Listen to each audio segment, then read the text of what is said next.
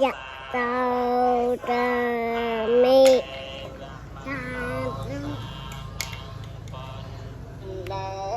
ខ្ញុំធ្វើហើយ5គុណអើយខ្ញុំសេចក្ដីអូទុំនេះណាជុ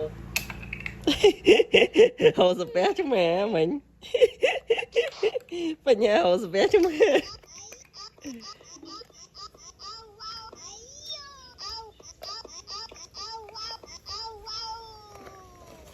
ណែអែមណាស់បងអូន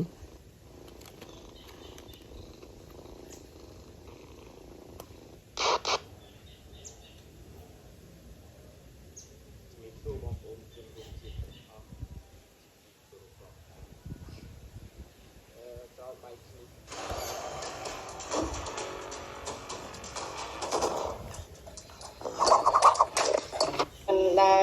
លខ្ញុំធ្វើហើយ5គុណអើយខ្ញុំសេចក្ដីអូទឹង